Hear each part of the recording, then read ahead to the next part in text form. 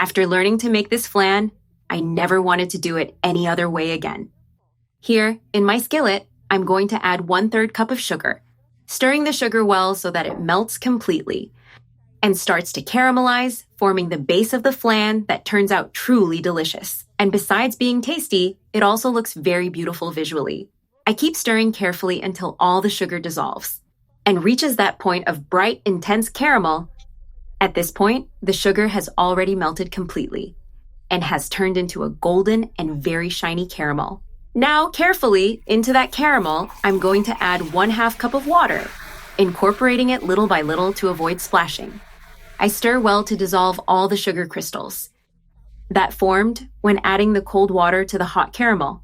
All the caramel crystals have already dissolved, and the mixture became even shinier. With the heat already off, I'm going to pour the caramel into the mold, pouring it in the center. Look at this delight. This caramelized base will make the flan even more special. Ever since I learned this recipe, my flans have never gone wrong again.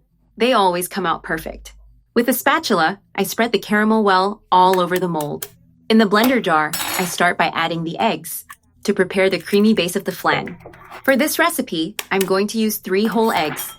I add them directly into the blender since they are fresh. I checked each one before using, and all of them are in good condition without any problem. I also add 14 ounces of sweetened condensed milk. This amount is perfect to give the flan the ideal sweetness. I add 1 1/2 cups of cold milk. I close the blender and blend everything for about 5 minutes. It is impossible to resist this marvel. Everything is already well blended and homogeneous. Now I carefully pour the mixture into the caramelized mold. I do it slowly to avoid creating too much foam. All the mixture is already in the mold. Now I cover it with aluminum foil, fitting it well around the edges. The foil should be firm and well sealed. I place the mold inside another larger one, which can be the same size or a bit taller. I arrange the foil well inside the outer mold and add hot water until it reaches about 3 fingers high, or up to halfway up the inner mold. With the water already added, I take it to the oven, preheated to 350 degrees Fahrenheit for 1.5 hours. The flan has already cooked completely and is nice and firm. It is perfectly baked and with a good texture.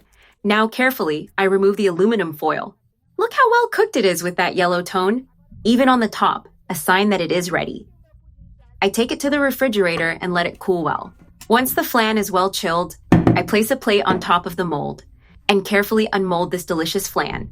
It comes out easily and keeps its shape perfectly, resulting in a wonderful dessert.